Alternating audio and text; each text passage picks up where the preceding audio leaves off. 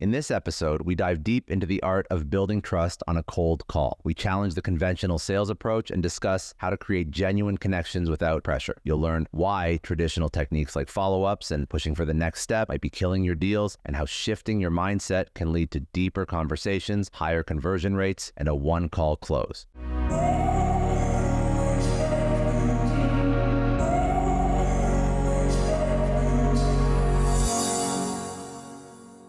So say you're cold calling somebody, Sure.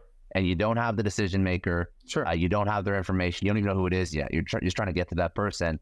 How do you establish trust to somebody who doesn't even have that problem? Yeah. So how do you establish trust on a cold call? Yeah. So here's how it goes. Okay. The typical way is like this. Hi, my name is, I'm with, we are a, how are you today? Or you have a couple minutes.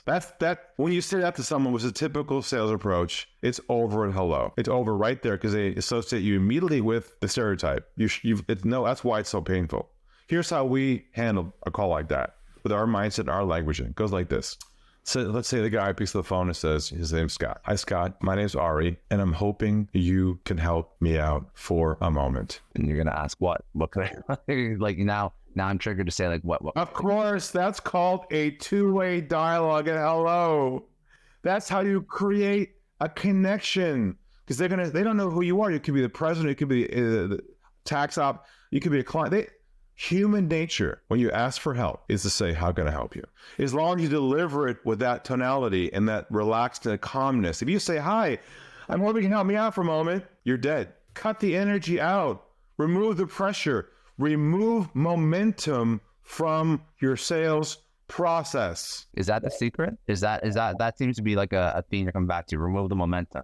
Well, one of our core principles is the idea of always removing pressure from the process. And pressure is created by us that inadvertently puts momentum on them to move them where? Towards our goal. Our mindset shift is your goal is not the sale. Your goal is the truth and trust of whether you can help them or not. It's a different trajectory. So when you shift your mindset, you let go of your goal, move them forward, and you focus on being present with them to create a human connection with them around their problem. That creates this bubble of vulnerability with you where they feel comfortable opening up to you and building real trust. Real trust is when they feel comfortable telling you their truth. Real trust is when they feel comfortable telling you their truth. And that's what you got to get to. And that's what I call the bottom of the iceberg. That's what you got to get to on every sales call you have. Otherwise, you're skimming the top. Play what I call the numbers game. You know the numbers game concept? Yeah, I know the numbers game concept. The volume of velocity, dialed for dollars. The more contacts you make, the more sales you're going to make. That's like so 1980s, man. We discovered it's not about how many contacts you make anymore. It's about how deep you go on each conversation. Not how many calls you make. A couple other classic ones. Remember this one? The sales always lost at the end of the process. You know, you had a deal pending. It all looked good. Yeah. It just like fell through. Like, what happened? It was like the perfect sale.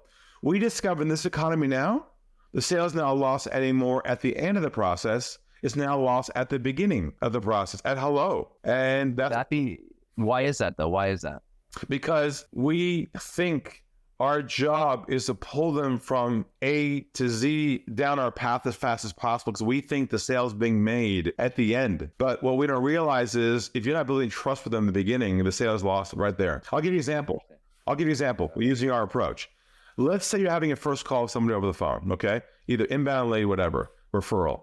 Great conversation, good chemistry, looks like a good fit, they're interested, and the call kind of comes to a close after your first call.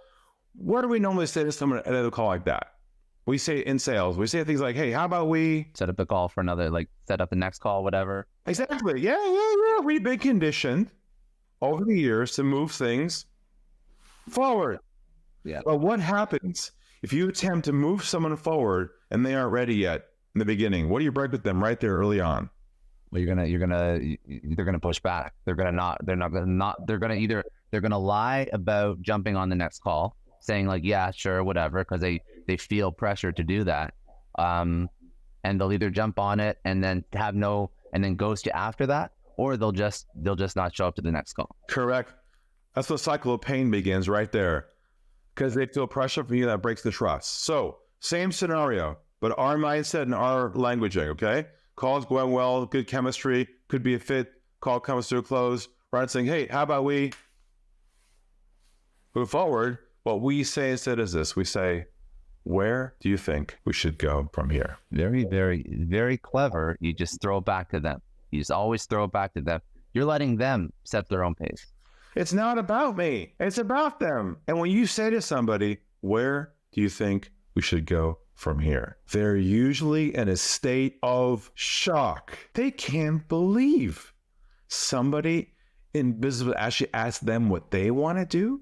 They're so used to being pulled down the process. They know a mile away, it's over right there. We're like, man, sales sucks. It's like so painful. It's so hard because you're still selling from the old conditioning that you believe the goal is the next step. That's not the goal. The goal is for them to say to themselves, man, he just gets me. He understands my issue. I feel something about just, when you meet someone and they just totally get you, you're like, man, he just gets me. That's what I got you, but whoever listened to this has to learn how to do. It is a new skill set. You don't know it now because if you're still selling how I've been talking about today, you're still in the old mindset. What other parts of the traditional sales cycle are broken? So I don't know if it's negotiation, if it's closing, if it's demo, like what else?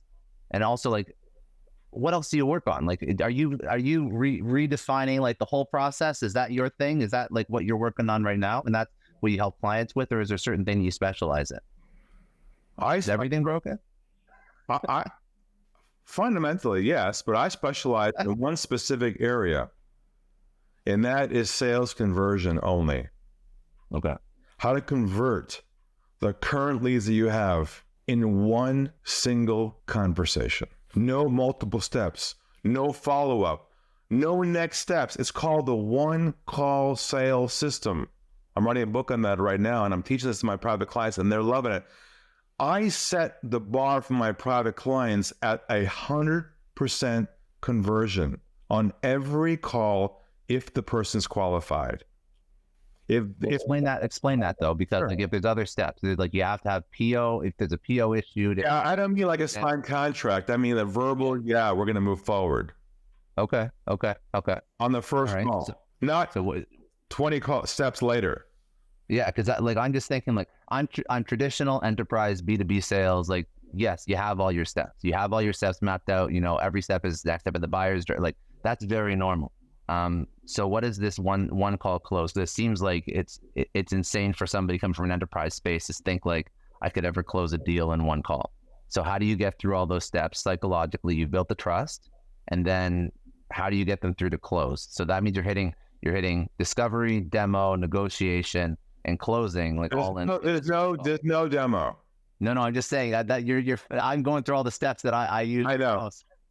I know, because those steps are steps we think we have to do to build trust. I'm throwing a bomb here and saying that all those long sales cycles, the reason for a long sales cycle is because of a lack of trust. If you had built, not you, but if you can build enough trust with a decision maker on our first conversation, there is no long sales cycle. The reason we're in those cycles right now is because we messed it up early on. We did the whole relationship thing. We did a demo early on.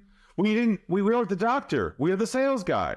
Hence why we're now stuck in a long sales cycle chasing ghosts. In fact, I'll just for fun, I'm going to ask your listeners and viewers right now to take a verbal oath with me, to not a legal one, verbal one, to remove one key phrase forever from the vocabulary as of this recording and never use it ever again in the world of sales.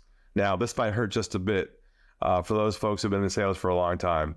Is that all right? Yeah, do it. I love it. I love it. Listen, if it works, I don't think anyone's going to push back. You just got to challenge people. They got to, for anybody who's listening to this, like a lot of stuff that that Ari's talking about, it's some of it makes sense like immediately, like the fact that you're going like with your 5 whys and getting people to open up, and you're not just taking surface level information and you're pushing them into almost like an uncomfortable but very like candid conversation about their pain points. I think that's very important. I think that this one call close to me, like if somebody can try it out, and I'm going to try it out, I'm going to try some of these steps, probably read more into the book and see if I can do it with some of my clients.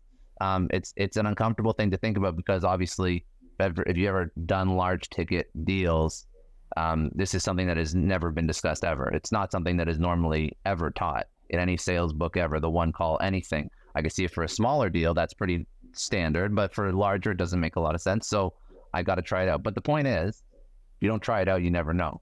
So I am a firm believer in experimenting and trying different things. So if you have one line that you think that everybody should get rid of right away, like, let's do it, let's try it, let's see what the results are. I'm just a data guy. Like, if it works, it works. I'm fine. All right, here it is. I'm going to ask everyone to never again use this phrase after this recording for the rest of their lives. And here it is. Never again use the phrase follow up ever again in your sales career. All right. And if I had them all in a room and asked them to raise their hand, how many of you used the word follow up in the last few weeks? I'd have every hand going up. Who's written an email? Hi, I'm writing you to follow up. Hi, I'm calling to follow up. What's the only industry in the world that uses the word follow up? Sales. Hi, I'm just calling to follow up. But else comment. It's like you're killing your own sale. They're associating you with the negative salesperson stereotype. Because follow-up says, I'm trying to move things where? Forward towards my goal. This the commission, my sale. You're losing the sale right there. There's a few more classic ones from the 80s. Remember those classic ones? I'm giving you a call to touch base. Touch base, follow up. Checking in.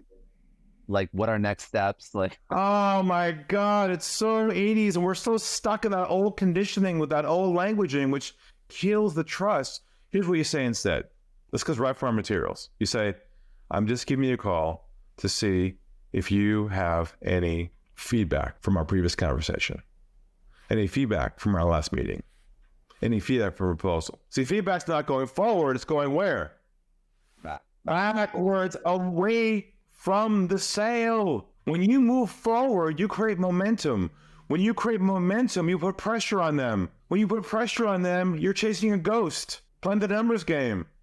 And if you want to live in that world and chase that painful situation, all the power to you. But there'll be certain people on this call who go, holy crap, where was Ari 20 years ago, 10 years ago? Why am I still stuck and playing the numbers game when I could just shift the whole thing and play in a lower volume, higher conversion rate model and not chasing ghosts anymore? And it's totally doable. I'm doing it right now with my private clients, and they're kicking ass. thanks for tuning in. If you found this valuable, don't forget to hit that subscribe button so you never miss an episode. And if you want to dive deeper into this conversation, check out the links in the description to watch the full episode. See you in the next one.